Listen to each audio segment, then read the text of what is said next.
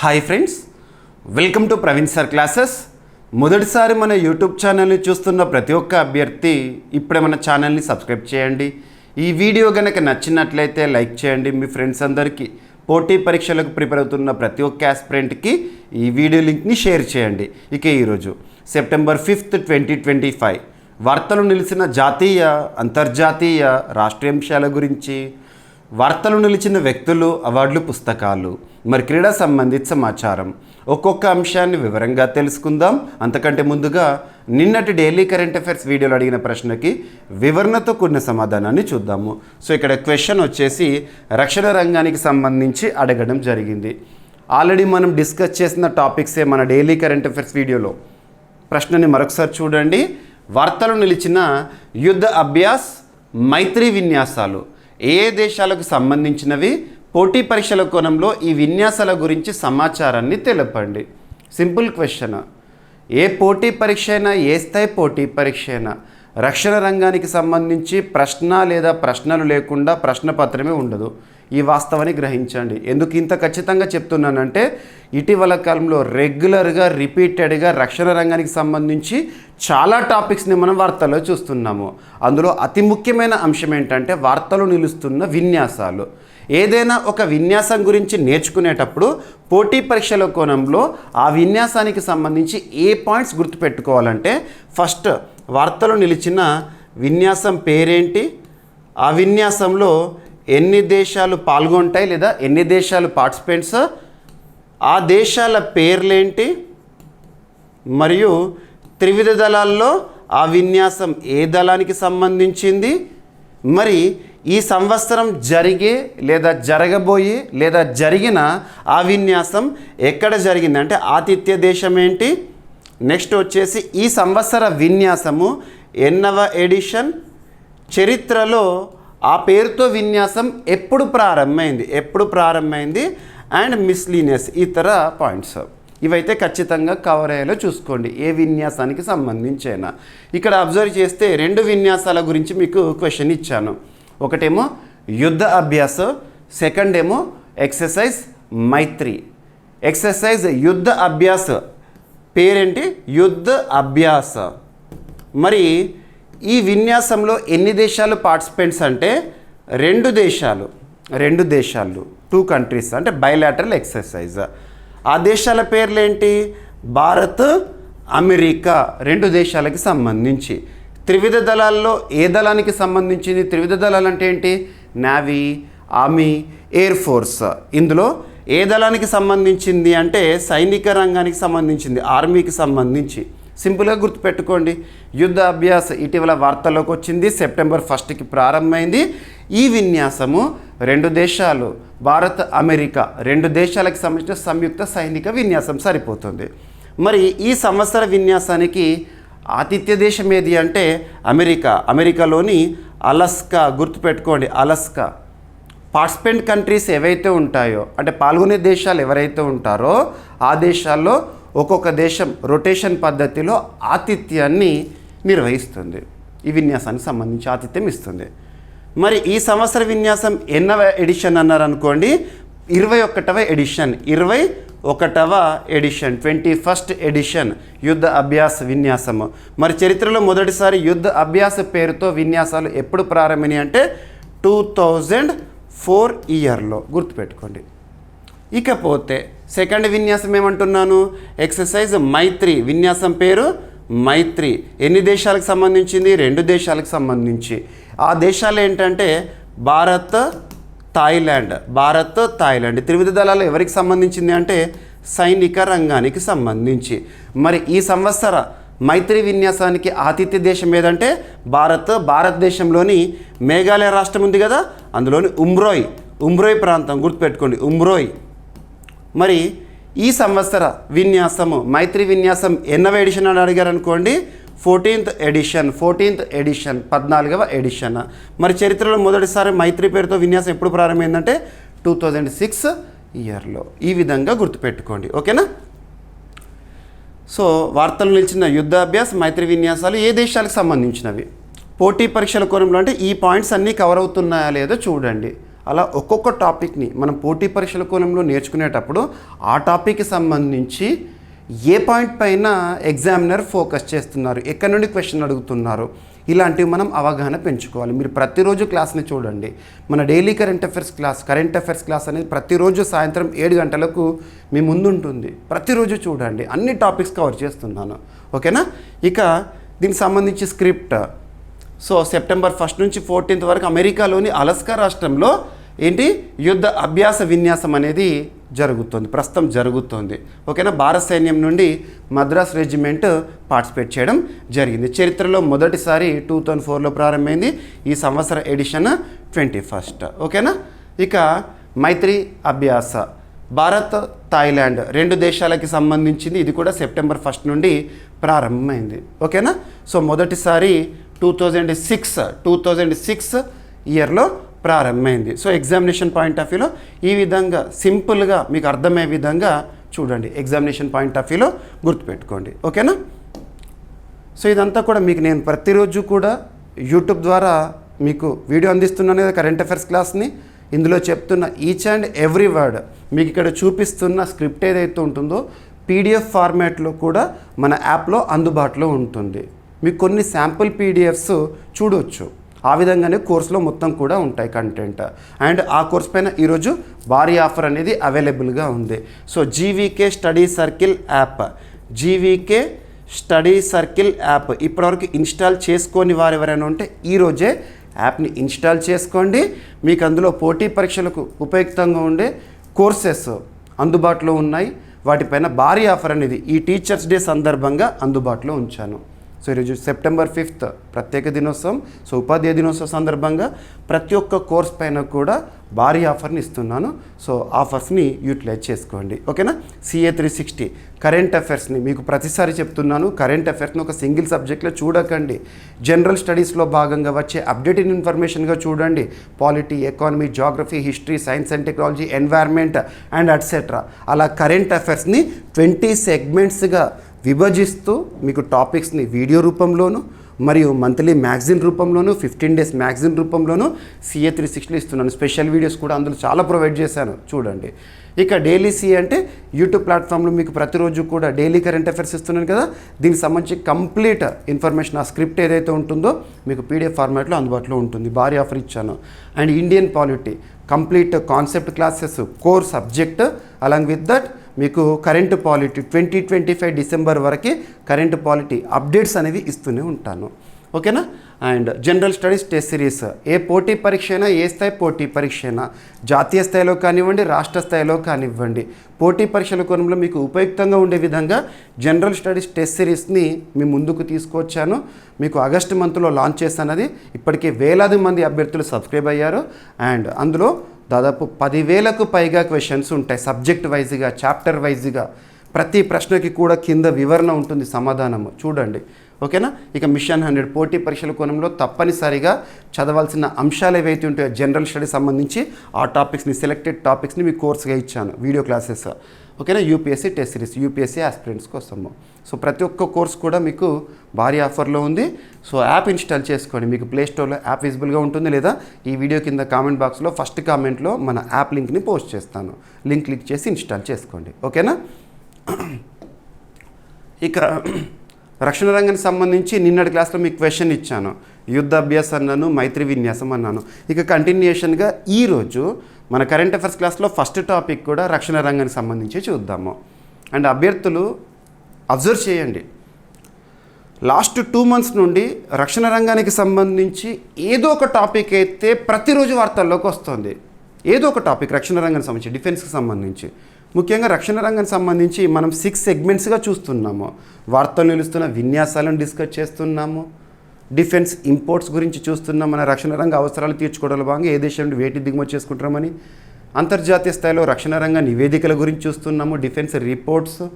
At the same time ఇటీవల కాలంలో మన భారతదేశ రక్షణ రంగ అవసరాలను దృష్టిలో ఉంచుకొని డిఫెన్స్ అక్విజిషన్ కౌన్సిల్ వేటికి ఆమోదముద్ర వేసింది, మరియు రక్షణ రంగానికి సంబంధించి దేశంలో జరుగుతున్న ఒప్పందాలు ఏంటి, పూర్తి స్వదేశీ పరిజ్ఞానంతో తయారవుతున్న ఆయుధ సంపత్తి, ఇటువంటివి చూస్తున్నాము. ఇక్కడ అబ్జర్వ్ చేస్తే 2026 అంటే నెక్స్ట్ ఇయర్, కమింగ్ ఇయర్ 2026 ఫిబ్రవరి నెలలో మన విశాఖపట్నం వేదికగా లేదా భారతదేశ ఆతిథ్యంలో ఇండియన్ నేవీ వారి ఆతిథ్యంలో జరగనున్న ఒక ఇంటర్నేషనల్ ఫ్లీట్ రివ్యూ వార్తల్లోకి వచ్చింది. ఇంటర్నేషనల్ ఫ్లీట్ రివ్యూ కొన్నేళ్ల తర్వాత భారతదేశంలో జరగబోతోంది. ఈ ఇంటర్నేషనల్ ఫ్లీట్ రివ్యూతో పాటు ఎక్సర్సైజ్ మిలాన్ కూడా జరగబోతోంది 2026 ఫిబ్రవరిలో. అది షెడ్యూల్ వార్తల్లోకి వచ్చింది. సో ఇక్కడ అబ్జర్వ్ చేస్తే ఇండియన్ నేవీ, మనకు త్రివిధ దళాల్లో నేవీ, ఎయిర్ ఫోర్స్, ఆర్మీ ఉంటాయి కదా, అందులో నేవీ వారు నిర్వహించబోయే ఇంటర్నేషనల్ ఫ్లీట్ రివ్యూ మరియు మిలాన్ ఎక్సర్సైజ్కి ఆతిథ్యం ఇచ్చే నగరం ఏంటంటే విశాఖపట్నం అంట. 2026 ఫిబ్రవరి నెలలో షెడ్యూల్ వార్తల్లోకి వచ్చింది. దాదాపు 10 ఏళ్ల విరామం తర్వాత విశాఖపట్నం మరొకసారి యుద్ధ నౌకల పండుగ. సో చాలా షిప్స్ వస్తాయి అక్కడికి, చూడాలి అవి. ఓకేనా. ఇంటర్నేషనల్ ఫ్లీట్ రివ్యూకి వేదిక కానుంది. ఈ కార్యక్రమం ఫిబ్రవరి 14, 2026 నుంచి ఫిబ్రవరి 24 వరకు జరగనుంది. ఇంటర్నేషనల్ ఫ్లీట్ రివ్యూతో పాటు మిలాన్ 2026 కూడా ఇక్కడ జరగబోతోంది. మిలాన్ అంటే బహుళ దేశాలకు సంబంధించిన నావికాదళ విన్యాసం, గుర్తుపెట్టుకోండి. ఇంటర్నేషనల్ ఫ్లీట్ రివ్యూ నిర్వహణకు 145 దేశాలకు ఆహ్వానం పంపేందుకు భారత నావికాదళం ఇండియన్ నేవీ సిద్ధమైందంట. చైనాను కూడా మరి ఆహ్వానించాలా వద్దా అని ఆలోచిస్తున్నారు. ప్రస్తుతం భారత్ చైనా సత్సంబంధాల వైపు అడుగులు వేస్తున్నాయి. ఈ పరిస్థితిలో చూడాలి. ఇక విశాఖ తీరాన్ని కేంద్రంగా తూర్పు నౌకాదళం ఆధునికరితమైన యుద్ధ వ్యవస్థలతో సమర్థవంతంగా నిర్వహణ చేస్తుంది. గతంలో ప్రెసిడెన్షియల్ ఫ్లీట్ రివ్యూ 2022లో జరిగింది. ఇప్పుడేమో జరగబోయేది ఇంటర్నేషనల్ ఫ్లీట్ రివ్యూ, గుర్తుపెట్టుకోండి. ఓకేనా. 2024 మిలాన్ విజయవంతంగా నిర్వహించబడింది. లాస్ట్ టైం మనం చూసాము. ఓకేనా. ఇంటర్నేషనల్ ఫ్లీట్ రివ్యూ యుద్ధ నౌకల అంతర్జాతీయ ప్రదర్శన. ఒక్కొక్క దేశానికి, ముఖ్యంగా ఏ దేశానికైతే కోస్ట్ ఉంటుందో, తీరరేఖ ఉంటుందో, లేదా ఏ దేశమైతే పెనిన్సులా కానివ్వండి సముద్ర సరిహద్దును కలిగి ఉంటుందో ఆ దేశానికి నేవీ పవర్ అనేది కావాలి, నావికా దళము. అక్కడ యుద్ధ నౌకలు అనేవి ఉంటాయి, నేవల్ షిప్స్. ఉదాహరణకు భారతదేశంలో ఇండియన్ నేవల్ షిప్స్. అలా దాదాపు ప్రపంచంలోని 100కు పైగా దేశాలకి నేవీ పవర్ అనేది ఉంది. సో అక్కడ పనిచేస్తున్న నేవల్ షిప్స్ని ఇక్కడికి వచ్చి ప్రదర్శిస్తారు ఈ ఇంటర్నేషనల్ ఫ్లీట్ రివ్యూలో. అది ప్రత్యేకత. స్నేహబంధం, సహకారం, పారదర్శకతను చాటే నావికా కార్యక్రమంగా ప్రత్యేకంగా ఉంది.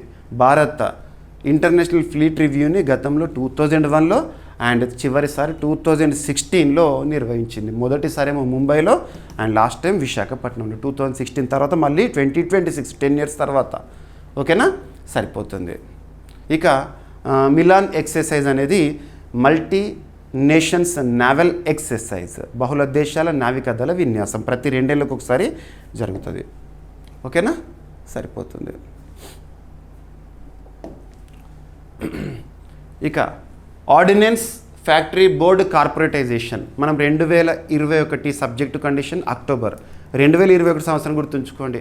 అప్పుడు దేశంలోని ఆర్డినెన్స్ ఫ్యాక్టరీస్ ఉన్నాయి కదా, వాటన్నిటిని కూడా విలీనం చేసేసి ప్రస్తుతం 7 సంస్థలుగా చూస్తున్నాము. 7 ఉన్నాయి. వాటి పేర్లు కూడా మీకు చెప్తాను. ఆర్డినెన్స్ ఫ్యాక్టరీస్ అంటే ఏంటంటే రక్షణ రంగ అవసరాలు తీర్చుకోవడంలో భాగంగా ఆయుధాలు తయారు చేస్తాయి కదా, వాటిని ఆర్డినెన్స్ ఫ్యాక్టరీస్ అంటాం. ఆర్డినెన్స్ ఫ్యాక్టరీ అంటే రక్షణ రంగ ఆయుధాలను ఉత్పత్తులను చేసే సంస్థలు. గతంలో 40 and ప్లస్ ఉండేవి, వాటన్నిటిని కూడా విలీనం చేసేసి ఒకదాని ఒకటి మర్జ్ చేసేయడం ద్వారా ప్రస్తుతం 7 ఉన్నాయి. వాటి కార్పొరేటైజేషన్ చేసిన తర్వాత అధిక మొత్తంలో ఉత్పత్తి లాభాలు అనేవి జరుగుతున్నాయని చెప్పేసి రక్షణ శాఖ మంత్రి గారు చెప్పారు. రక్షణ వ్యవహారాల శాఖ మంత్రిగా ప్రస్తుతం విధులు నిర్వర్తిస్తున్న వారెవరు? రాజ్నాథ్ సింగ్ గారు. సో ఇక్కడ అబ్జర్వ్ చేస్తే 2021 అక్టోబర్లో భారత ప్రభుత్వం 41 ఆర్డినెన్స్ ఫ్యాక్టరీలను 41 ఆర్డినెన్స్ ఫ్యాక్టరీలను 7 రక్షణ పబ్లిక్ సెక్టార్ యూనిట్లుగా విభజించి పునర్వ్యవస్థీకరించింది 7 సెగ్మెంట్స్గా. కార్పొరేటైజేషన్ తర్వాత 2024-25 అంటే గత ఆర్థిక సంవత్సరం అనేది ఏప్రిల్ 1న ప్రారంభమవుతుంది, మార్చి 31తో ముగుస్తుంది కదా. మరి ఇటీవల ముగిసిన ఆర్థిక సంవత్సరం అంటే 2024-25 ఆర్థిక సంవత్సరం. అందులో 3,500 కోట్ల రూపాయల విలువైన ఎగుమతి ఆర్డర్లు నమోదైనాయి అంట. ఇది ఇప్పటి వరకు అత్యధికం ఆర్డినెన్స్ ఫ్యాక్టరీస్కి సంబంధించి కార్పొరేటైజేషన్ తర్వాత. 2019-20 ఆర్థిక సంవత్సరంలో 2844 కోట్ల నష్టాల్లో ఉన్న ఈ సంస్థలు ఆర్డినెన్స్ ఫ్యాక్టరీస్ 2022-23 నాటికి 625 కోట్ల రూపాయల లాభాల్లోకి వచ్చినాయి. ఈ కార్పొరేటైజేషన్ తర్వాత మరిన్ని లాభాలను చూస్తున్నాము. ఓకేనా. ఎఫ్డిఐ మరియు ఎగుమతుల విభాగంలో 2019-20లో 81 కోట్ల రూపాయల నుండి 2024-25 నాటికి 3500 కోట్ల రూపాయల ఎగుమతులకు పెరిగిందంట. మరి మ్యునిషన్స్ ఇండియా లిమిటెడ్ అగ్రస్థాయిలో నిలిచింది. ఓకేనా, సరిపోతుంది. చూడండి ఇక్కడ 2021లో ఏర్పడిన 7 డిఫెన్స్ పబ్లిక్ సెక్టర్ అండర్టేకింగ్, గతంలో 41 ఉంటాయి కదా, అవి ఇప్పుడు 7గా చూడొచ్చు మనము. సో ఇక్కడ అబ్జర్వ్ చేస్తే first munitions India limited, second armoured vehicles Nigam limited, third వచ్చేసి advanced weapons and equipment India limited, fourth వచ్చేసి India Optel limited and troop comforts limited and Yantra India limited, next gliders India limited. ఓకేనా. ఇక భారతదేశంలో భారత ప్రభుత్వం నరేంద్ర మోదీ గారు ముఖ్యంగా ఇచ్చిన పిలుపు మేక్ ఇన్ ఇండియా 2014 నుండి రక్షణ రంగంలో కూడా అండ్ ఆత్మనిర్భర్ భారతదేశాన్ని అన్ని రంగాలు స్వావలంబంగా తీర్చిదిద్దడం. ఓకేనా. సో రక్షణ రంగానికి సంబంధించి కంటిన్యూ టాపిక్ చెప్పేశాను. ఇక ఎకానమీకి సంబంధించి సో సబ్జెక్ట్ వైజ్గా మనం అప్డేట్స్ని ప్రతిరోజు చూస్తున్నాము. ఎకానమీకి సంబంధించి అందులోనూ మనం ఎకానమీకి సంబంధించి చెప్పాలంటే the stats in the economy are not at all static, they are volatile, they are dynamic, always changes. అర్థశాస్త్రంలో గణాంకాలు ఎప్పుడూ మారుతూ ఉంటాయి. ఉదాహరణకు చెప్పాలంటే ఇటీవల తరచూ మనం వార్తలు చూసిన ఒక అంశము మరొక రోజు వేరే గణాంకాలతో కనబడతా ఉంటుంది. ఇలాంటివి చూడాలి, మనం అబ్జర్వ్ చేయాలి, పోటీ పరీక్షల కోణంలో అప్డేట్ చేసుకోవాలి. ఇక్కడ ఎకానమీలో మనం చాలాసార్లు డిస్కస్ చేస్తున్న ఒక టాపిక్ ఏంటంటే GST, goods and services tax. GST వస్తు సేవల పన్ను. వస్తు సేవల పన్ను జిఎస్టీ అనేది ఏ రకమైన పన్ను అంటే ఇండైరెక్ట్ ట్యాక్స్. ఇండైరెక్ట్ ట్యాక్స్ పరోక్ష పన్ను. GST is an indirect tax. మనకు ఎకానమీలో ట్యాక్సేషన్ సిస్టమ్ పన్ను వ్యవస్థ గురించి నేర్చుకునేటప్పుడు direct tax, income tax, corporate tax అని ఇండైరెక్ట్ ట్యాక్స్ రకరకాల పన్నుల గురించి చూస్తాము. So GST the best example for indirect tax. మరి జిఎస్టీని భారతదేశంలో అమలులోకి తీసుకురావడానికి దేశంలోనే అత్యున్నత చట్టమైన రాజ్యాంగంను సవరించాము. ఏ రాజ్యాంగ సవరణ? 101వ రాజ్యాంగ సవరణ చట్టం. మరి జిఎస్టీ భారతదేశంలో ఎప్పటి అమల్లోకి వచ్చింది అంటే 2017 జూలై 1వ తేదీ నుండి అమల్లోకి వచ్చింది. మరి ఈ రాజ్యాంగ సవరణ రాజ్యాంగంలో మార్పులు తెచ్చింది. అందులో ఒక ఆర్టికల్ గుర్తుపెట్టుకోండి, ఆర్టికల్ 279 క్యాపిటల్ ఏ.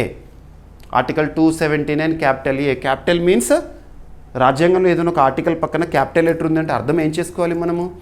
రాజ్యాంగం అమల్లోకి వచ్చినప్పుడు అంటే జనవరి 26, 1950 రోజున ఆర్టికల్ లేదు, ప్రస్తుతం ఉంది. అప్పుడు లేదు అంటే అర్థం ఏంటి? మధ్యలో రాజ్యాంగ సవరణ ద్వారా చేర్చారన్నట్టు. సో గుర్తుపెట్టుకోండి, ఆర్టికల్ 279A రాజ్యాంగబద్ధ సంస్థగా జిఎస్టీ కౌన్సిల్ని ఏర్పాటు చేయడం జరిగింది. మరి జిఎస్టీ కౌన్సిల్కి ఎక్స్ అఫిషియో చైర్పర్సన్గా ఆర్థిక వ్యవహారాల శాఖ మంత్రి గారు విధులు నిర్వర్తిస్తారు. ఇక అన్ని రాష్ట్రాలకు కూడా పాత్ర ఉంటుంది, ఓటింగ్ అనేది ఉంటుంది. అండ్ ఇక్కడ అబ్జర్వ్ చేస్తే జిఎస్టీ రీఫార్మ్స్లో భాగంగా భారత ప్రధాని నరేంద్ర మోదీ గారు ఆగస్టు 15, 2025 రోజున ఎర్రకోట వేదికగా మన జాతీయ స్వాతంత్ర దినోత్సవ సంబరాల సందర్భంగా ఇచ్చిన ప్రసంగంలో జిఎస్టీ రీఫార్మ్స్ తీసుకొస్తాము, ఈ రానున్న దీపావళి సందర్భంగా ప్రజలందరికీ కానుక అని చెప్పారు. ఇప్పటివరకు ఉన్న జిఎస్టీ స్లాబ్స్ అన్నింటిలో కూడా కేవలం 2 స్లాబ్స్ మిగిలిపోతాయి అని చెప్పారు. ఆ 2 స్లాబ్స్ ఏవైతే ఉంటాయో ఆ 2 స్లాబ్స్ కొత్తగా 5% స్లాబ్కి అండ్ 18% స్లాబ్ మాత్రమే ఉంటుంది అని చెప్పేసి కేంద్ర మంత్రివర్గము ఆ తర్వాత ఆమోదముద్ర తెలిపింది. ఆ టాపిక్ని మనం డిస్కస్ చేసాము. ప్రస్తుతం అందుబాటులో ఉన్న స్లాబ్స్ ఏంటంట? 0%, 5%, 12%, 18%, 28%. వీటన్నిటిని కూడా తీసేసి కేవలం 5 and 18%ని కంటిన్యూ చేస్తామని చెప్పారు. మరి దీనికి సంబంధించి జిఎస్టీ కౌన్సిల్ అధికారిక ఆమోదముద్ర వేస్తేనే అమల్లోకి వస్తుందని అక్కడ మీకు చెప్పాను. జిఎస్టీ కౌన్సిల్ ఆమోదముద్ర వేయడం జరిగింది. రీసెంట్గా మనం చూసాము September 3, September 4 GST council 56th meeting అనేది జరిగింది. అందులో తీసుకున్న కీలక నిర్ణయం. అండ్ ఇందులో కొన్ని సిన్ గూడ్స్ కానివ్వండి అటువంటి వాటిపైన హై ట్యాక్స్ విధిస్తాము, కొత్తగా 40% అని కూడా ఇంట్రొడ్యూస్ చేస్తున్నారు అలాంటివి. మరి ఈ రివైజ్డ్ స్లాబ్స్ ఎప్పుడు అమల్లోకి వస్తాయంటే సెప్టెంబర్ 22 నుండి అమల్లోకి వస్తాయంట. సెప్టెంబర్ 22. ఓకేనా? సో ఇక్కడ చూడండి 56వ జిఎస్టీ కౌన్సిల్ సమావేశంలో 2 స్లాబ్ల జిఎస్టీ నిర్మాణాన్ని ఆమోదించింది జిఎస్టీ కౌన్సిల్. ఓకేనా. అండ్ విలాస వస్తువుల కోసం ప్రత్యేకంగా 40% రేటును నిర్ధారించింది. Sin goods and luxury goods అటువంటి వాటికి. పునర్వ్యవస్థీకరణ వల్ల జిఎస్టీ వ్యవస్థ మరింత సులభతరం అవుతుందని కౌన్సిల్ అభిప్రాయపడింది. గుర్తుపెట్టుకోండి. ఇప్పటికి కూడా చూడండి, ఇప్పుడు ప్రస్తుతం అమల్లో ఉన్న ఈరోజు అమల్లో ఉన్న జిఎస్టీ స్లాబ్స్ని కూడా చూస్తే మీకు 18%, 28% అవన్నీ లగ్జరీ గూడ్స్ పైన విధిస్తారు. ఇక జిఎస్టీ కలెక్షన్స్ గురించి ఎవ్రీ మంత్ కూడా మనం డేటా చూస్తాము. జిఎస్టీ అమల్లోకి వచ్చినప్పటి నుండి, జిఎస్టీ ఎప్పుడు అమల్లోకి వచ్చింది? జూలై 1, 2017 కదా. అప్పటి నుండి ఇప్పటి వరకు ఎవ్రీ మంత్ కూడా డేటా మనం చూస్తున్నాం కదా. మరి highest GST collections for single month A month పేరిట రికార్డు ఉంది? ఏప్రిల్ 2025, అంటే ప్రస్తుత ఆర్థిక సంవత్సరం మొదటి నెల 2.37 lakh crore రూపీస్. మరి గడిచిన ఆర్థిక సంవత్సరం 2024-2025 ఫినాన్షియల్ ఇయర్ మొత్తాన్ని కనుక చూస్తే జిఎస్టీ రూపంలో ఎంత వసూలైనాయి అంటే 22.08 lakh crore రూపీస్. జిఎస్టీ చరిత్రలోనే అత్యధిక ఆర్థిక సంవత్సర కలెక్షన్స్. అలా చూడాలి, ఇవన్నీ కూడా గణాంకాలు ఇంపార్టెంట్. ఇక జిఎస్టీ ప్రపంచంలో మొట్టమొదటి అమలులోకి వచ్చిన దేశం ఫ్రాన్స్. భారతదేశం ప్రపంచంలో జిఎస్టీని అమలు చేసిన ఎన్నో దేశం అంటే 160వ దేశము. ఓకేనా. ఇక జిఎస్టీ కౌన్సిల్ చూడాలి, జిఎస్టీ కౌన్సిల్ పైన క్వశ్చన్ వస్తుంది, ఎందుకంటే రీసెంట్గా సమావేశం జరిగింది కాబట్టి. సో జిఎస్టీ కౌన్సిల్ అనేది భారతదేశంలో జిఎస్టీ అమలుకు సంబంధించి కీలక నిర్ణయాలు తీసుకునే లేదా రెగ్యులేటరీగా పనిచేస్తున్న ఒక బాడీ, రాజ్యాంగబద్ధ సంస్థ. జిఎస్టీ రేట్లు, మినహాయింపులు, చట్టాలు, విధుల విధానంపై సిఫార్సులు చేస్తుంది. ఏ స్లాబ్ పరిధిలోకి ఏ వస్తువు వస్తుందో కూడా వాళ్ళు నిర్ణయిస్తారు. సభ్యులు ఎవరు ఉంటారు? కేంద్ర ఆర్థిక శాఖ మంత్రి గారు ఎక్స్ అఫిషియో చైర్పర్సన్గా ఉంటారు. అండ్ కేంద్ర ఆర్థిక లేదా రెవెన్యూ శాఖ సహాయ మంత్రి గారు ఉంటారు. ఇందులో అన్ని రాష్ట్రాలు, కేంద్రపాలిత ప్రాంతాల ఆర్థిక మంత్రులు ఉంటారు. రాష్ట్రపతి పాలన అమల్లో ఉన్న రాష్ట్రాలకు గవర్నర్ నామినేట్ చేసిన సభ్యులు వస్తారు సమావేశాలకి. ఓకేనా. కోరం అంటే ఒక సమావేశం జరగడానికి కావాల్సిన కనీస సభ్యుల హాజరు. మనం పార్లమెంట్ సమావేశాలు జరగాలన్నా కూడా కోరంని చూస్తాము. మీకు ఆర్టికల్ 100 దగ్గర ఉంటుంది, 1/10 ఆఫ్ ద హౌస్ అని అలాగా చూస్తాము. ఓకేనా. సో ఇక్కడ మొత్తం సభ్యులు కనీసం 50% హాజరైతే సమావేశం నిర్వహించుకోవచ్చు జిఎస్టీ. ఇక ఓటింగ్ విధానం ఎలా ఉంటుంది? ఏదైనా ప్రతిపాదనకు ఓటింగ్ అనేది ఉంటుంది అక్కడ. సాధారణంగా ఏకాభిప్రాయాన్ని కోరుతారు చైర్మన్ గారు. అది కానప్పుడు ఏంటంటే కేంద్ర ప్రభుత్వానికి వాటా ఓటింగ్లో 1/3 మెజార్టీ ఉంటుంది. ఇక రాష్ట్రాలకు వచ్చేసి అండ్ యూటీలకు కలిపి 2/3 వాటా ఉంటుంది. ఓకేనా. 75% ఓట్లకు మద్దతు ఉంటే నిర్ణయం ఆమోదం పొందుతుంది అన్నట్టు గుర్తుపెట్టుకోండి. ఓకేనా. సో 2 స్లాబ్స్ ప్రతిపాదన 5%, 18%. ఇక కొత్తగా లగ్జరీ అండ్ సిన్ గూడ్స్ కోసము 40% కూడా తీసుకొస్తారంట. ఓకేనా. ఇక సరళతరం చేయడం, దేశంలో జిఎస్టీని సులభతరంగా అందరికీ అర్థమయ్యే విధంగా. ఇప్పటివరకు ఎలా ఉంది అంటే ఏ వస్తువు ఏ స్లాబ్ పరిధిలోకి వస్తుందో కూడా చాలామందికి తెలియదు. కాబట్టి ఇప్పటి నుండి కొంత సింప్లిఫైగా చూడవచ్చు జిఎస్టీని. ఓకేనా. రైట్. ఇక నెక్స్ట్ వన్యప్రాణులకి సంబంధించి పోటీ పరీక్షల కోణంలో వైల్డ్ లైఫ్ సంబంధించి ఖచ్చితంగా క్వశ్చన్స్ అడుగుతారు. వైల్డ్ లైఫ్ రిలేటెడ్గా ఏమడుగుతారంటే వైల్డ్ లైఫ్ రిజర్వ్స్ గురించి అడుగుతారు, వైల్డ్ లైఫ్ ప్రాజెక్ట్స్ గురించి అడుగుతారు, వైల్డ్ లైఫ్ సెన్సస్ గురించి అడుగుతారు. అండ్ ఇటీవల కాలంలో వార్తల్లోకి వచ్చిన కీలకమైన రెగ్యులేషన్స్ గురించి వైల్డ్ లైఫ్ రిలేటెడ్గా అటువంటి చూడాలి. ఇక్కడ అబ్జర్వ్ చేస్తే ఒడిషా రాష్ట్రంలో కొత్తగా టైగర్ రిజర్వ్గా గుర్తించబడుతున్న ఒక టైగర్ రిజర్వ్, ఇప్పుడు కొత్తగా వార్తలు, అంతకుముందు వైల్డ్ లైఫ్ శాంక్చురీ, ఇక టైగర్ రిజర్వ్గా గుర్తించడానికి అనుమతులు జారీ చేసింది నేషనల్ టైగర్ కన్జర్వేషన్ అథారిటీ. అదేంటంటే దిబ్రుగర్ వన్యప్రాణి అభయారణ్యం. దిబ్రుగర్ వన్యప్రాణి అభయారణ్యం ఇక మీదట టైగర్ రిజర్వ్గా గుర్తించడానికి ఆమోద ముద్ర ఇంకా అఫీషియల్గా రావాలి. మరి ప్రస్తుతం భారతదేశంలో ఎన్ని టైగర్ రిజర్వ్స్ ఉన్నాయంటే 58 టైగర్ రిజర్వ్స్ ఉన్నాయి. 58. మరి 58th టైగర్ రిజర్వ్ రీసెంట్గా వార్తలోకి వచ్చింది. లాస్ట్ 3 months బ్యాక్ మనం చూసాము. Madhav national park as a tiger reserve. Madhav national park as a tiger reserve. అది ఎక్కడ? మధ్యప్రదేశ్లో.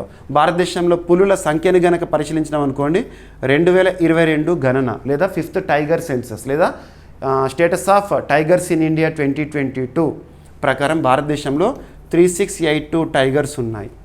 ప్రాజెక్ట్ టైగర్ వచ్చేసి 1973 and at the same time ఇంకా అబ్జర్వ్ చేస్తే గ్లోబల్ టైగర్ డేని ఎవ్రీ ఇయర్ కూడా జూలై 29 మనం జరుపుకుంటాం. ఇలా చూడండి, ఇక్కడ అబ్జర్వ్ చేస్తే దెబ్రుగర్ వైల్డ్ లైఫ్ శాంక్చురీ ఇక మీదట టైగర్ రిజర్వ్గా అఫీషియల్గా అమల్లోకి రాబోతోంది. వస్తే అప్పుడు 59th అయిపోతుంది. ఇప్పటివరకు ఒడిషాలో రెండు టైగర్ రిజర్వ్స్ ఉన్నాయి. ఒకటి మనం అబ్జర్వ్ చేస్తే సత్కోసియా, సెకండ్ వచ్చేసి సిమ్లిపాల్. ఇప్పటికి 2 ఉన్నాయి టైగర్ రిజర్వ్స్. వాటికి తోడుగా 3వది అతి త్వరలో దెబ్రిగర్ రాబోతోంది. భారతదేశంలో పులుల సంరక్షణ కేంద్రాలను గుర్తించే అధికారము NTCA, నేషనల్ టైగర్ కన్జర్వేషన్ అథారిటీకి ఉంటుంది. గుర్తుపెట్టుకోండి. ఇక్కడ అబ్జర్వ్ చేస్తే ఒడిషాలోని దెబ్రిగర్ వన్యప్రాణి అభయారణ్యాన్ని 2025లో టైగర్ రిజర్వ్గా ప్రకటించేందుకు NTCA ప్రకటించడానికి ఆమోదం ఇచ్చింది. ఇది పశ్చిమ ఒడిషాలో ఉన్న రక్షిత ప్రాంతం, జీవ వైవిధ్యం, ఎకో టూరిజం మరియు స్థానిక సముదాయాల సహకారంతో జరుగుతున్న రక్షణ చర్యలకు ప్రసిద్ధి. ఒడిషా చాలా అద్భుతమైన, ముఖ్యంగా వన్యప్రాణులకు సంబంధించి అద్భుతమైన ప్రాంతంగా చెప్పొచ్చు. ఒక చిన్న ఎగ్జాంపుల్ ఏంటంటే, ఒడిషాలో 3 రకాల మొసళ్ళు ఉంటాయి: మగ్గర్స్, గరియల్స్, సాల్ట్ వాటర్ ఆర్ ఎస్చరైన్ క్రొకడైల్స్ ఇలాగా. అండ్ మనం చూస్తే చిల్కా లేక్ కానివ్వండి, ఇటువంటి తరచూ చూస్తూ ఉంటాము. ఫిషింగ్ క్యాట్ కానివ్వండి, ఇటువంటివి అలాగా. ఓకేనా. దెబ్రిగర్ అభయారణ్యం సంబల్పూర్ సమీపంలో హీరాకుడ్ రిజర్వాయర్కి ఆనుకొని విస్తరించి ఉంటుంది. 1857 స్వాతంత్ర సంగ్రామ యోధుడు వీర్ సురేంద్ర సాయ్ బ్రిటిష్ సామ్రాజ్యానికి వ్యతిరేకంగా పోరాట సమయంలో ఈ అడవిని తన గుట్రాప్ కేంద్రంగా ఉపయోగించుకున్నాడు. ఓకేనా. ఈ ప్రాంతాన్ని 1985లో అభయారణ్యంగా ప్రకటించారు. 2025లో టైగర్ రిజర్వ్ హోదా అనేది ఇక లభించినట్లయింది. ఓకేనా. సో స్థాపన 2005 సంవత్సరంలో టైగర్ రిజర్వ్ మాత్రం ఇప్పుడు అనుమతులు పొందింది. ఇక అఫీషియల్గా రావాలి. ఓకేనా.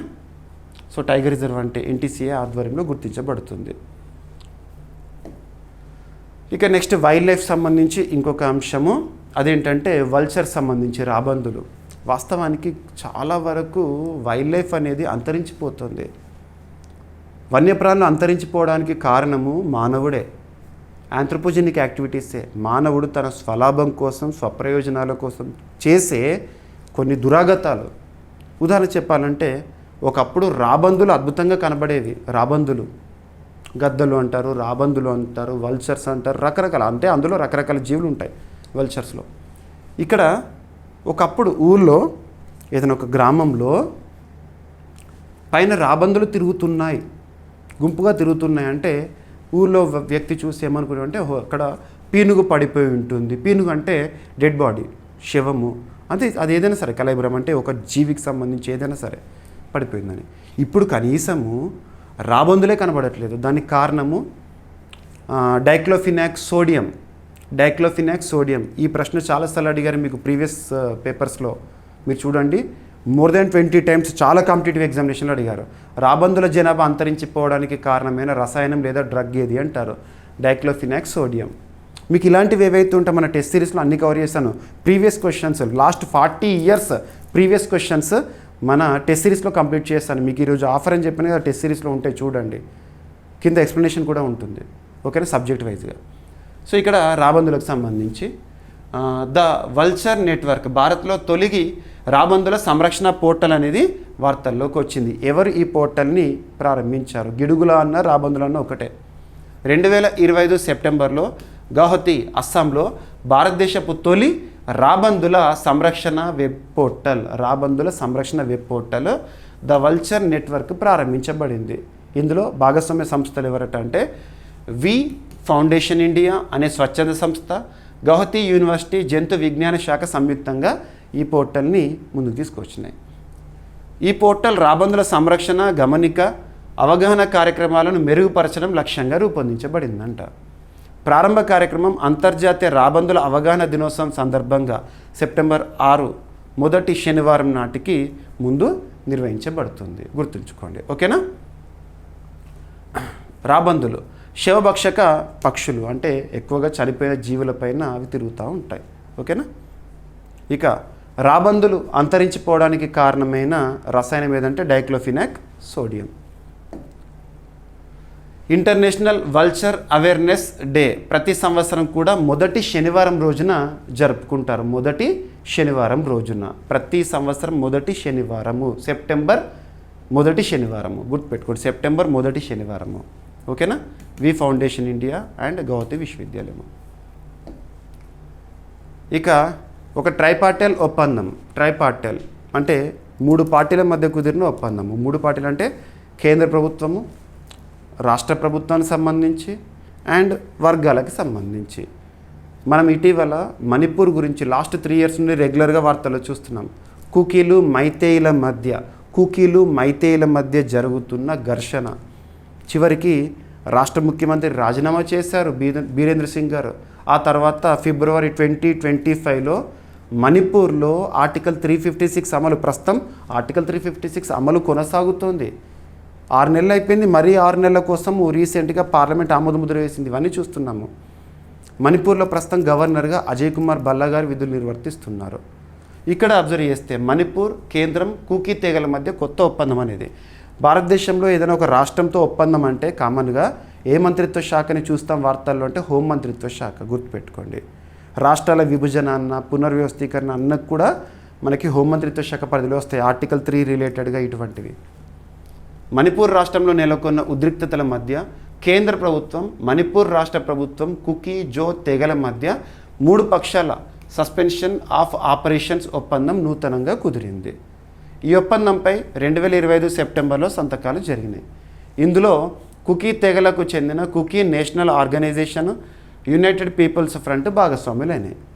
కుకీ సంస్థలు మణిపూర్ రాష్ట్ర సమగ్రతను గుర్తించేందుకు అంగీకరించడమే ఈ ఒప్పందంలో కీలక అంశం. గుర్తుపెట్టుకోండి, కుకీలకి మరి కేంద్ర ప్రభుత్వానికి రాష్ట్రానికి సంబంధించి ఒప్పందము. జాతీయ రహదారి 2 NH2ను తిరిగి తెరిచేందుకు కుకీ సంఘాలు ఆమోదం తెలిపినాయి. NH2 ఇటీవల వార్తల్లోకి వచ్చింది. ఏ రాష్ట్రానికి సంబంధించి అంటే మణిపూర్.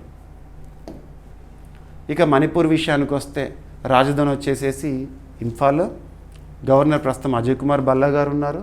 మణిపూర్ అంతర్జాతీయ సరిహద్దును పంచుకుంటున్న రాష్ట్రము. ఒకే ఒక దేశంతో మణిపూర్ అంతర్జాతీయ సరిహద్దును పంచుకుంటుంది. ఏ దేశంతో అంటే మయన్మార్. ఓకేనా? ప్రస్తుతం ముఖ్యమంత్రి గారు లేరు, బీరేన్ సింగ్ గారు రాజీనామా చేశారు. ఆర్టికల్ 356 అనేది అమల్లో ఉంది, రాష్ట్రపతి పాలన. ఓకేనా? ఇక NH2 నేషనల్ హైవే 2 అనేది మణిపూర్ను నాగాల్యాండ్, అస్సాం రాష్ట్రాలతో కలిపే కీలక రహదారి. ఇక భారత్ అభివృద్ధి చేసిన ప్రత్యేక రెఫరెన్స్ మెటీరియల్ మాదక ద్రవ్య నిరోధక పరీక్షల్లో ముందడుగు. మాదక ద్రవ్య నిరోధక పరీక్షలు అంటే డ్రగ్స్ రిలేటెడ్ కదా, క్రీడాకారులు ఉంటారు కదా, డోపింగ్ రిలేటెడ్గా ఉత్ప్రేరకాలు తీసుకోవడం, ఇటువంటి వాటిని గుర్తించడంలో. దీన్ని ఎవరు తయారు చేశారు, దాని పేరేంటి? సో ఇక్కడ అబ్జర్వ్ చేస్తే ఆ రెఫరెన్స్ మెటీరియల్ పేరేంటి, ఎవరు తయారు చేస్తారు? నైపర్ వారు తయారు చేశారు, ఫార్మా రంగానికి సంబంధించి. సో మన్సుఖ్ మాండవీయ గారు రిలీజ్ చేశారు. ప్రస్తుతం క్రీడా వ్యవహారాల శాఖ మంత్రి మరియు యువజన వ్యవహారాల శాఖ మంత్రిగా ఉన్న కేంద్ర మంత్రి. సో ఆధునిక క్రీడాకారులపై మాదక ద్రవ్య వినియోగాన్ని గుర్తించేందుకు అవసరమైన అత్యంత ఖచ్చితమైన రెఫరెన్స్ మెటీరియల్ను భారత శాస్త్రవేత్తలు అభివృద్ధి చేశారు. ఈ రెఫరెన్స్ మెటీరియల్ పేరు వచ్చేసేసి మెథాన్ డయోనోన్ లాంగ్ టర్మ్ మెటాబొలైట్. ఇదేంటంటే ఒక రెఫరెన్స్ మెటీరియల్. దేనికి సంబంధించి? ఆధునిక లేదా మోడర్న్ క్రీడాకారులు ఉంటారు, స్పోర్ట్స్ పర్సన్స్, వాళ్ళు మాదక ద్రవ్య వినియోగాన్ని గుర్తించేందుకు అవసరమైన అత్యంత ఖచ్చితమైన రెఫరెన్స్ మెటీరియల్ అంట. దీన్ని ఎవరు అభివృద్ధి చేశారు? దీన్ని national institute of pharmaceutical education and research, NIPER, Guwahati department of pharmaceuticals ఆధ్వర్యంలో national dope testing lab New Delhi సహకారంతో అభివృద్ధి చేశారు. ఎన్ఎఫ్. సో క్రీడాకారుల్లో డ్రగ్స్ తీసుకుంటున్నారా లేదా ఉత్ప్రేరకాలు తీసుకుంటున్నారా, ఇటువంటి వాటిని గుర్తించేందుకు ఈ రెఫరెన్స్ మెటీరియల్ అనేది ఉపయుక్తంగా ఉంటుంది. సో పేరు గుర్తుంచుకోండి, మెథాన్ డయోనోన్ లాంగ్ టర్మ్ మెటాబొలైట్. ఓకేనా? సరిపోతుంది. ఇది అత్యంత స్వచ్ఛత గల అరుదైన రెఫరెన్స్ మెటీరియల్గా గుర్తించబడింది. దీని సాయంతో మానవ శరీరంలో మాదక పదార్థాల దీర్ఘకాలిక అవశేషాలు కూడా గుర్తించవచ్చు. అండ్ క్రీడా రంగంలో డోపింగ్ అనేది చాలా పెద్ద నేరం. డోపింగ్ అంటే క్రీడాకారులు వాళ్ళ శక్తి సామర్థ్యాలను పెంచుకోవడానికి కృత్రిమంగా తీసుకునే కెమికల్స్ లేదా క్యాటలిస్ట్లు అంటాం లేదా డ్రగ్స్, వాటిని నేరంగా పరిగణిస్తారు. డోపింగ్ టెస్ట్లో దొరికితే కెరీర్ క్లోజ్ అయిపోతుంది. ఓకేనా? ఇక మెథాన్ డయోనోన్. సో మెథాండైనోన్ ఇది ఒక స్టీరాయిడ్ ఆధారిత మాదక ద్రవ్యము. ఓకేనా, బాడీ బిల్డింగ్ స్టామినా పెంచేందుకు కొందరు గోప్యంగా వాడే నిషేధిత ఔషధం మెథాండైనోన్. ఓకేనా, నైపర్ గహతి ముఖ్యంగా ఫార్మా స్టూడెంట్స్ ఎవరైతే ఉంటారో వాళ్ళు హైయెస్ట్ ఎడ్యుకేషన్ పొందాలనుకుంటే నైపర్లో చదివారంటే వాళ్ళకు చాలా గుర్తింపు ఉంటుంది. సో నైపర్ గహతి ఇది. ఓకేనా, ఇక NIRF rankings, national institutional ranking framework భారతదేశంలో వివిధ రంగాలకు సంబంధించిన విద్యా సంస్థలకు ఇచ్చే ర్యాంకింగ్. మేనేజ్మెంట్లో ఎవరు టాప్, సాంకేతిక విద్యా సంస్థలు ఎవరు టాప్, ఓవరాల్గా ఎవరు టాప్, ఇలాంటివి చూస్తూ ఉంటాము. నిన్న గురువారం కదా, September 4th ministry of education, ప్రస్తుతం కేంద్ర మంత్రిగా ధర్మేంద్ర ప్రధాన్ గారు విధులు నిర్వర్తిస్తున్నారు కదా మినిస్ట్రీ ఆఫ్ ఎడ్యుకేషన్, వారు విడుదల చేయడం జరిగింది. నేషనల్ ఇన్స్టిట్యూషనల్ ర్యాంకింగ్ ఫ్రేమ్వర్క్ ఏ మంత్రిత్వ శాఖ పరిధిలో పనిచేస్తుంది అంటే మినిస్ట్రీ ఆఫ్ ఎడ్యుకేషన్, వారు విడుదల చేస్తారు ఈ ర్యాంక్స్ని. ఓకేనా, ఈ 2020 సంవత్సరం సంబంధించి ర్యాంక్స్ చూడండి. కేంద్ర మంత్రి ధర్మేంద్ర ప్రధాన్ గారు national institutional ranking framework 10th edition ర్యాంకింగ్స్ని విడుదల చేస్తారు. 10th edition. ఓవరాల్ విభాగంలో దేశంలో మరొకసారి ఐఐటి మద్రాస్ నిలిచింది. ఐఐటి మద్రాస్ దేశంలో ఏ రకమైన విద్యా సంస్థ తీసుకున్నా, ఏ రంగానికి సంబంధించిన విద్యా సంస్థ తీసుకున్నా టాప్ అంట. ఇక ఐఐఎస్సి బెంగళూరు, ముఖ్యంగా సైన్స్ రీసెర్చ్ సంబంధించి మనం చూస్తూ ఉంటాం కదా, Indian institute of sciences Bengaluru ఉత్తమ విశ్వవిద్యాలయంగా 10వ అగ్రస్థానంలో నిలిచింది. ఓవరాల్ విభాగంలో ఐఐటి మద్రాస్ తర్వాత IISc Bengaluru, IIT Bombay, IIT Delhi వరుసగా నిలిచినాయి. ఇక విశ్వవిద్యాలయాల విభాగంలో మొదటి స్థానంలో ఐఐఎస్సి బెంగళూరు, 2వ స్థానంలో జవహర్లాల్ నెహ్రూ యూనివర్సిటీ, 3వ స్థానం Manipal academy of higher education. ఇక ఇంజనీరింగ్లో మొదటి స్థానం ఐఐటి మద్రాసు, మేనేజ్మెంట్ విభాగంలో మొదటి స్థానంలో Indian institute of management Ahmedabad. ఓకేనా, టెక్నాలజీ సంస్థల్లో ఏకైక స్థానం పొందింది ఐఐటి ఢిల్లీ.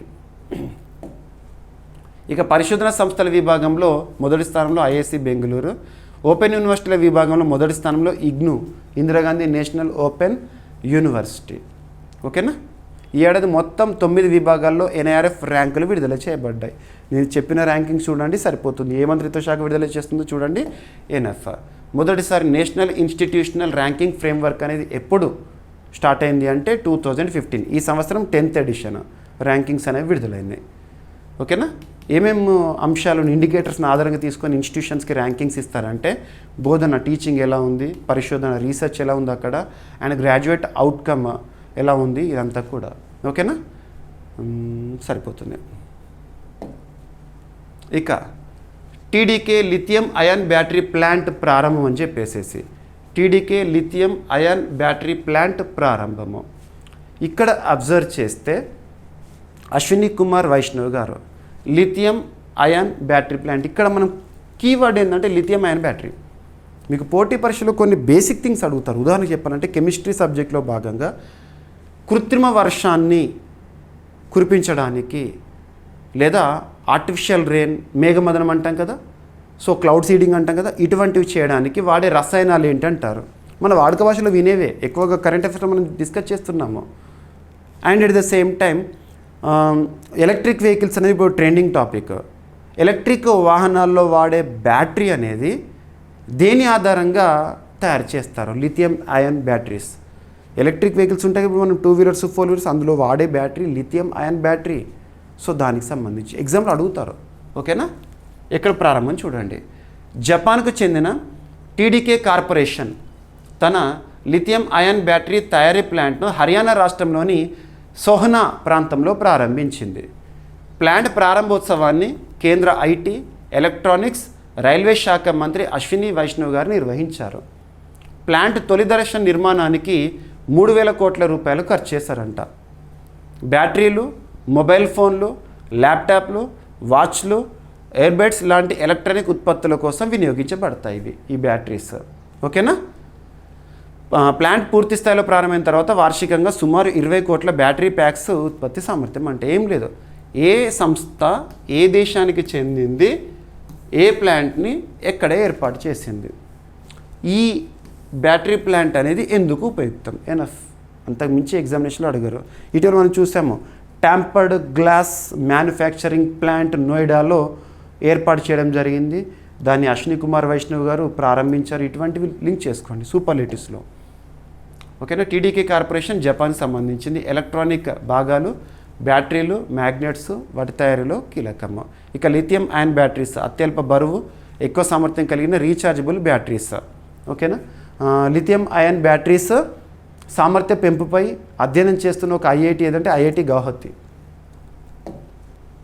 ఇక భారత్ సింగపూర్ సంబంధాలు ఇటీవల కాలంలో చాలా దేశాల గురించి మనం చూస్తున్నాం. ఏదైనా ఒక దేశం గురించో ఒక ప్రాంతం గురించో చూస్తున్నాం అంటే మీకు మ్యాప్ పాయింటింగ్ అనేది చూపిస్తున్నాను. ఇటీవల భారత్ జపాన్ సంబంధాల గురించి చెప్పాను, భారత్ చైనా సంబంధాల గురించి చెప్పాను. ఇలా చాలా దేశాల గురించి మనం చూసాము. ఇక్కడ భారత్ సింగపూర్, ఎందుకు భారత్ సింగపూర్ సంబంధాలను ఈరోజు చెప్తున్నాను అంటే ఈరోజు మీరు వార్తాపత్రికలు చూడవచ్చు. నిన్న సింగపూర్ ప్రధాని భారత పర్యటనలో భాగంగా కుదిరిన ఒప్పందాలు. సో ఏదైనా ఒక దేశానికి సంబంధించి, ప్రపంచంలో ఏ దేశానికి సంబంధించి అయినా ఒక దేశాధినేత భారత పర్యటన, ఆ దేశ ప్రధాని కానీ అధ్యక్షుడు కానీ పర్యటన చేశారంటే ఆ పర్యటన సందర్భంగా కుదిరిన ఒప్పందాలు ఏవైతే ఉంటే వాటిపైన పోటీ పరీక్షలో క్వశ్చన్స్ వస్తాయి. లేదా భారత ప్రధాని గారు ఇటీవల ప్రపంచంలో ఏదైనా ఒక దేశానికి వెళ్ళినరు అంటే ఆ దేశంతో కుదిరిన ఒప్పందాలు అనేవి వార్తల్లోకి వస్తాయి, గుర్తుంచుకోండి. ఓకేనా. సో ఇక ఇండియా సింగపూర్. సో ఆ ప్రధాని పేరేంటి? భారత పర్యటన చేసిన ప్రధాని గారు. సో 2020 సెప్టెంబర్లో భారత్ను సందర్శించిన సింగపూర్ ప్రధాని లారెన్స్ వాంగ్ న్యూఢిల్లీలో ప్రధాని మోదీ గారితో సమావేశమయ్యారు. ఇరు నేతలు తమ దేశాల మధ్య ఉన్న సమగ్ర వ్యూహాత్మక భాగస్వామ్యాన్ని మరింతగా విస్తరించాలన్న దిశగా అంగీకరించారు. Artificial intelligence, quantum computing, digital టెక్నాలజీల రంగాల్లో పరస్పర సహకార ఒప్పందాలు అనేవి కుదిరినాయి. ప్రస్తుతం ప్రపంచం నడిపిస్తోంది కృత్రిమ మీద and quantum computing and digital technology, ఈ రంగాల్లో ఒప్పందాలు అనేవి కుదిరినాయి అంట. దాంతోపాటు విమానయానం, skill development, green shipping, digital innovation, భవిష్యత్ ఆర్థిక మౌలిక సదుపాయాల అభివృద్ధిపై కూడా ఒప్పందాలు జరిగినాయి. మోదీ, వాంగ్లు జవహర్లాల్ నెహ్రూ పోర్ట్ ట్రస్ట్ వద్ద పిఎస్ఏ టెర్మినల్ 2వ దశను వర్చువల్గా ప్రారంభించారు. పహల్గామ్ ఉగ్రదాడి సమయంలో భారత్ మనం చూసాము ఎంత బాధాతప్త హృదయంతో ఉన్నో మనం తెలుసు. ఆ తర్వాత మే 7వ రోజున మనం ఆపరేషన్ సింధూర్ని ప్రారంభించి ఉగ్రవాదాన్ని తుదముట్టించే చర్యలు తీసుకున్నాము. ఇక ఆపరేషన్ సింధూర్ కంటే ముందు ఆ పహల్గామ్ దాడి జరిగింది. ఆ సమయంలో భారతదేశంతో పాటు నిలిచిన ఒక దేశం ఏంటంటే సింగపూర్ భారతదేశానికి మద్దతు ఇచ్చింది. పాకిస్తాన్ ఈ దురాగతం చేసింది అని భారత్ చెప్తే భారత వ్యాఖ్యలకు మద్దతు పలికింది. దీనికి కృతజ్ఞత చెప్పింది భారతదేశం ఈ సందర్భంగా. ఓకేనా. సో లారెన్స్ వాంగ్ సింగపూర్ ప్రధాని, గుర్తుపెట్టుకోండి. ఓకేనా. సింగపూర్ ప్రధాని వాంగ్ మాట్లాడుతూ ప్రస్తుత ప్రపంచ రాజకీయ ఆర్థిక అనిశ్చితితో భారత్ సింగపూర్ బంధం ఎంతో కీలకమైందని చెప్తున్నారు. ఇక ఏదైనా ఒక దేశం గురించి మనం చూస్తున్నామంటే ఆ దేశ రాజధాని ఏంటి, ఆ దేశ అధ్యక్షులు ఎవరు, కరెన్సీ ఏంటి, లొకేషన్ ఏంటి, ఇవన్నీ చూస్తున్నాము. సింగపూర్ ఆసియాకి సంబంధించింది. Singapore capital Singapore city, currency Singapore dollar, ప్రస్తుత ప్రధాని ఎవరు అండ్ అక్కడ ఏంటి. భారత్ సింగపూర్ వ్యూహాత్మక భాగస్వామ్యం 2015లో ప్రారంభమైంది. ఓకేనా.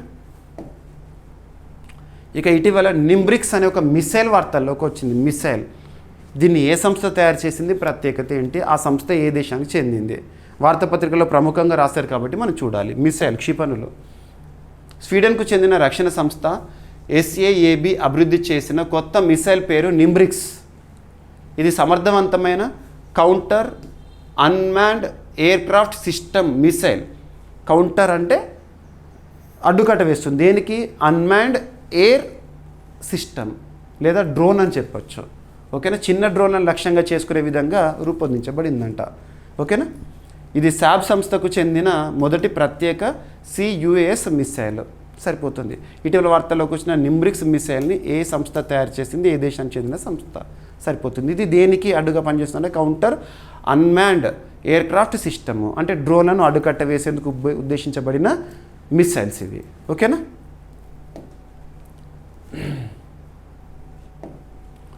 ఇక నెక్స్ట్ కొత్త డయాటమ్ జీవి అన్వేషణ అనేది వార్తల్లోకి వచ్చింది. ఒక జీవి, డయాటమ్ జీవి ఎక్కడ గుర్తించారో, దీని ప్రత్యేకత ఏంటి, డయాటమ్స్ ప్రత్యేకత అండ్ దీని యొక్క పేరు. ఏదైనా ఒక జీవి గురించి కానీ లేదా మొక్క జాతుల గురించి కానీ మనం చూస్తున్నామంటే సైంటిఫిక్ నేమ్ అనేది ఇంపార్టెంట్. ఇక్కడ అబ్జర్వ్ చేయండి. సో క్లిమాకోనిస్ హెటిరోపోలారిస్ ఇటీవల వార్తల్లోకి వచ్చింది. సో క్లిమాకోనిస్ హెటెరోపోలారిస్ అనేది ఏంటిదంటే డయాటమ్ జీవి. అది ఏ ప్రాంతంలో బయటపడింది? సో భారతీయ మరియు అంతర్జాతీయ శాస్త్రవేత్తల బృందం కలిసి ఇటీవల ఒక కొత్త డయాటమ్ జీవిని గుర్తించారు. ఈ జీవిని కర్ణాటకలోని ఉడిపి వద్ద సీత, స్వర్ణ నదులు అరేబియా సముద్రంతో కలిసి ఎశ్వరి ప్రాంతం ఉంటుంది కదా, ఆ ప్రాంతంలో గుర్తించారు. డయాటమ్స్ అంటే ఒంటరి కణజాలంతో కూడిన సూక్ష్మ శిలాజ కాయలు కలిగి ఉండే జీవులు ఇవి. ఓకేనా, సరిపోతుంది. ఫోటోసింథటిక్ లక్షణాలు కలిగి ఉంటాయి డయాటమ్స్లో. ఇవి ప్రపంచవ్యాప్తంగా సరస్సులు, నదులు, కాలువలు, సముద్రాల్లో కనిపిస్తాయి. ఏం లేదు, ఆ జీవి సైంటిఫిక్ నేము, ఎక్కడ గుర్తించారు, డయాటమ్ జీవి యొక్క ప్రత్యేకత ఏంటి. డయాటమ్స్ గురించి మనము బయాలజీలో నేర్చుకుని ఉన్నాం ఇప్పటికే. ఓకేనా, రైట్. డయాటమ్స్ సూక్ష్మ ఆల్గి, సిలికా వాల్తో కూడిన సెల్స్ ఫోటోసింథసిస్ చేస్తూ ఆక్సిజన్ విడుదల చేస్తాయి. ఓకేనా. ఇక వార్తల్లో వ్యక్తులను కనుక మనం పరిశీలించామనుకోండి, food safety standards authority of India, food safety standards authority of India నూతన సీఈఓగా రజిత్ పున్హాని గారు బాధ్యతలు స్వీకరిస్తూ వార్తల్లోకి వచ్చారు. Food safety standards authority of India అనేది ఫుడ్ రెగ్యులేషన్స్ని విడుదల చేసే మన భారతీయ సంస్థ. ఇది ఏ మంత్రిత్వ శాఖ పరిధిలో పనిచేస్తుందంటే ministry of health and family welfare. ఏదైనా ఒక శాఖ, ఒక సంస్థ వార్తల్లోకి వచ్చిందంటే దాని నోడల్ మంత్రిత్వ శాఖ ఏంటని కూడా ఎగ్జామినేషన్లో అడుగుతారు. ఉదాహరణకి APEDA, agriculture and processed foods exports development authority, అది ఏ మంత్రిత్వ శాఖ పరిధిలో పనిచేస్తుందని ఎగ్జామినేషన్లో అడుగుతారు. Ministry of commerce. మరి FSSAI ఏమో ministry of health and family welfare. Food regulations release చేస్తే ఉదాహరణకి మనం ప్యాకేజ్డ్ ఫుడ్ కానీ బయట ఏమన్నా వాటర్ బాటిల్స్ కానీ ఏదైనా తీసుకున్నాం అనుకోండి, దానిపైన FSSAI అప్రూవ్డ్ అని ఉంటుంది అది. ఓకేనా. FSSAI గైడ్లైన్స్లో భాగంగా ఈట్ రైట్ సర్టిఫికేషన్ ఇటువంటివి కూడా మనం తరచూ చూస్తున్నాము. సో మరి అటువంటి FSSAI నూతన సీఈఓగా రజిత్ పున్హాని గారు. ఓకేనా. సో బీహార్ క్యాడర్కి చెందిన 1991 బ్యాచ్ IAS అధికారి రజిత్ పున్హాని ఇటీవల భారత ఆహార భద్రత మరియు ప్రమాణాల ప్రాధికార సంస్థ యొక్క సీఈఓగా బాధ్యతలు స్వీకరించారు. ఓకేనా. ఇక FSSAI 2008 ఇయర్లో ప్రారంభమైంది. సేఫ్టీ అండ్ స్టాండర్డ్స్ యాక్ట్ 2006 ప్రకారము New Delhi as a head quarter. FSSAI Moto ఏంటంటే safe food, tasty food. Next fashion రంగంలో. సో ఫ్యాషన్ రంగంలో దిగ్గజంగా చరిత్ర ఉన్నంత కాలం నిలిచిపోయే ఒక వ్యక్తి కన్నుమూస్తూ వార్తల్లోకి వచ్చారు. సో జార్జియో అర్మానీ, దిగ్గజ డిజైనర్, ఫ్యాషన్ రంగంలో గుర్తింపు పొందిన వ్యక్తి మరణించారు. ప్రసిద్ధ Italian fashion designer Giorgio Armani వృద్ధాప్య, అనారోగ్య సమస్యల కారణంగా మరణించడం జరిగింది. ఓకేనా. అర్మానీ గ్రూప్ స్థాపకులు. ఆధునిక ఇటాలియన్ ఫ్యాషన్కు అర్మానీ శైలి అగ్రప్రతినిధిగా నిలిచాడు. ఓకేనా, సరిపోతుంది. వస్త్ర రంగము, ఫ్యాషన్ రంగం అని గుర్తుపెట్టుకోండి. తను ఇటలీలో జన్మించాడు 1934లో. తను స్థాపించిన సంస్థ అర్మానీ గ్రూప్. అర్మానీ బ్రాండ్ అనేది ఇప్పటికి కూడా ఫేమస్. మీరు చూడండి, అర్మానీ బ్రాండ్ అంటారు బట్టల షాపుల్లో. ఫ్యాషన్, ఫుట్వేర్, అద్భుతమైన పర్ఫ్యూమ్స్, హోటల్స్, ఇంటీరియర్ డిజైన్ వరకు విస్తృత వ్యాపారం చేసింది అర్మానీ గ్రూప్. ఓకేనా. ఇక నెక్స్ట్ క్రీడలకు సంబంధించి మన భారతదేశానికి సంబంధించి ఒక క్రీడాకారుడు వీడుకోలు పలికాడు అన్ని ఫార్మాట్లకి. అమిత్ మిశ్రా. సో హ్యాట్రిక్ వీరుడు అంటారు తనని. చాలాసార్లు హ్యాట్రిక్స్ తీశాడు. IPLలో చాలా గుర్తింపు పొందిన వ్యక్తి. ఓకేనా. తను స్పిన్నర్. సో అన్ని ఫార్మాట్లకు వీడుకోలు పలికాడు. ఎవరైనా ఒక క్రీడాకారుడు వీడుకోలు పలుకుతూ వార్తల్లోకి వచ్చారంటే తను ఏ క్రీడా నేపథ్యం ఉన్న ఆటగాడు, ఏ ప్రాంతానికి చెందిన ఆటగాడు, ఏ దేశానికి చెందిన ఆటగాడు. ఇప్పుడంటే మన భారతదేశానికి సంబంధించి, వేరే దేశానికి అయితే ఆ దేశం పేరు గుర్తుపెట్టుకోవాలి. భారత veteran leg spinner Amit Mishra అన్ని ఫార్మాట్ల క్రికెట్కు అధికారికంగా వీడుకోలు పలికాడు. తన వయసు 42 సంవత్సరాలు. హర్యానా రాష్ట్రానికి చెందిన వ్యక్తి. అంతర్జాతీయ స్థాయిలో 2008లోనే అరంగేట్రం చేసినా కూడా అంత పెద్దగా అనుకున్న అవకాశాలు రాలేదు. సో వచ్చిన వరకైతే తన పర్ఫార్మెన్స్ ఇచ్చాడు. 22 టెస్టులు, 36 వన్డేలు, 10 T20 అంతర్జాతీయ మ్యాచ్లు. కానీ అత్యధికంగా IPL గుర్తింపు తెచ్చింది తనకి. IPL చరిత్రలో 3 హ్యాట్రిక్లు సాధించిన ఏకైక బౌలర్గా రికార్డు నెలకొల్పాడు. ఓకేనా. సో సరిపోతుంది హర్యానా సంబంధించి. ఇక ఈరోజు ప్రశ్న. ఈరోజు ఒక ప్రత్యేక ప్రశ్న, ప్రతి ఒక్కరు సమాధానం ఇవ్వండి. ఈరోజు మనం సెప్టెంబర్ 5th టీచర్స్ డేని సెలబ్రేట్ చేసుకుంటున్నాము, జాతీయ స్థాయిలో జరుపుకుంటున్నాము. సో ఇలా మన జాతీయ స్థాయిలో గుర్తింపు పొందిన మీకు తెలిసిన ఒక 3 వ్యక్తులకి సంబంధించి జన్మదినోత్సవాన్ని ఏ విధంగా మనం సెలబ్రేట్ చేసుకుంటామో అది సమాధానం రూపంలో తెలియజేయండి. సర్వేపల్లి రాధాకృష్ణన్ గారు అనగానే తన జయంతి లేదా జన్మదినోత్సవాన్ని టీచర్స్ డేగా సెలబ్రేట్ చేసుకుంటాము. అలా సర్వేపల్లి రాధాకృష్ణన్ గారు కాకుండా జాతీయ స్థాయిలో గుర్తింపు పొందిన ప్రముఖుల్లో మీకు తెలిసిన ఎవరైనా సరే ఒక 3 వ్యక్తులకు సంబంధించి వాళ్ళ జన్మదినోత్సవాన్ని ఏ విశేషంగా మనం జరుపుకుంటామో సో ప్రతి ఒక్కరు సమాధానాన్ని కామెంట్ బాక్స్లో తెలియజేయండి.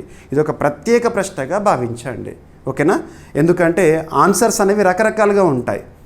ఎవరికి తెలిసిన లేదా ఎవరికి గుర్తున్న వ్యక్తుల గురించి వారి ఇవ్వచ్చు సమాధానము, కానీ ప్రత్యేకత మాత్రం ఖచ్చితంగా మెన్షన్ చేయండి. ఒకరి గురించి తెలిసినా పర్లేదు, ఇద్దరి గురించి తెలిసినా పర్లేదు, 3 గురించి అయినా పర్లేదు, లేదా మీకు ఎంత తెలిస్తే అంతవరకు సమాధానం ఇవ్వండి, ఓకేనా? అండ్ అభ్యర్థులందరికీ కూడా పేరు పేరున ప్రత్యేక కృతజ్ఞతలు. చాలామంది మన కామెంట్ బాక్స్లో హ్యాపీ టీచర్స్ డే చెప్తున్నారు. సో ప్రతి ఒక్కరికి కూడా పేరు పేరున ప్రత్యేక కృతజ్ఞతలు. అండ్ ఇదే వేదికగా నాకు విద్యా బుద్ధులు నేర్పిన నా గురువులకి కూడా హ్యాపీ టీచర్స్ డేని తెలియజేస్తున్నాను, ఓకేనా? ఇక ఈరోజు టాపిక్స్ని మనం క్విక్ రివిజన్ చేస్తే,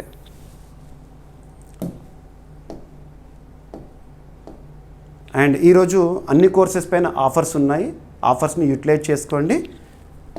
ఫస్ట్ టాపిక్ విశాఖలో ఇంటర్నేషనల్ ఫ్లీట్ రివ్యూ 2026 2026 ఫిబ్రవరిలో జరగబోతోంది. Next ordnance factory board corporatisation తర్వాత సాధిస్తున్న లాభాలేంటి? నెక్స్ట్ జిఎస్టీ కౌన్సిల్ 56వ సమావేశంలో తీసుకున్న కీలక నిర్ణయం.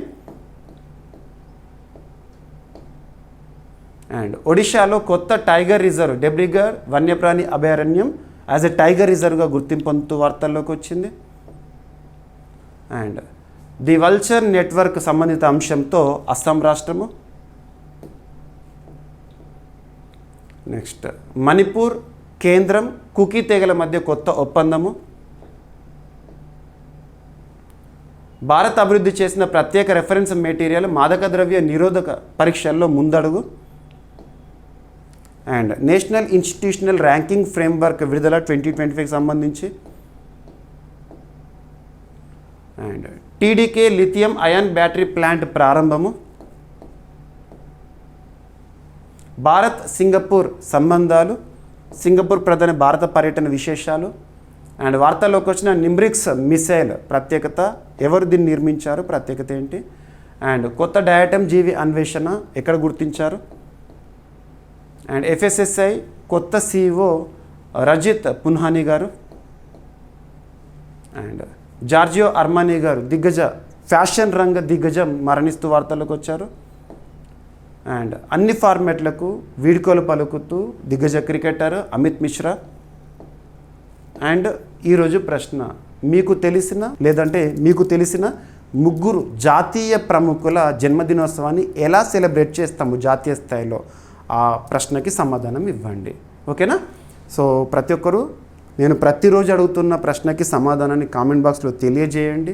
వీడియో చూస్తున్న వారేమో వేలాది మంది అభ్యర్థులు, సమాధానం మాత్రం కామెంట్ బాక్స్లో లేదా వీడియో పట్ల ఫీడ్బ్యాక్ మాత్రము వందలది మాత్రమే ఉంటున్నాయి. ప్రతి ఒక్కరు కూడా వీడియో పట్ల ఫీడ్బ్యాక్ కానివ్వండి, మీరు ఇంకేం కోరుకుంటున్నారో మరియు ప్రశ్నకి సమాధానం కానివ్వండి, తెలియజేసే ప్రయత్నము చేయండి, ఓకేనా? ఏమైనా మిస్లేనియస్ టాపిక్స్ ఉంటే నో నీడ్ టు వర్రీ, రేపటి క్లాస్లో జోడించి డిస్కస్ చేద్దాము. రేపు మళ్ళీ కలుద్దాం. Thank you.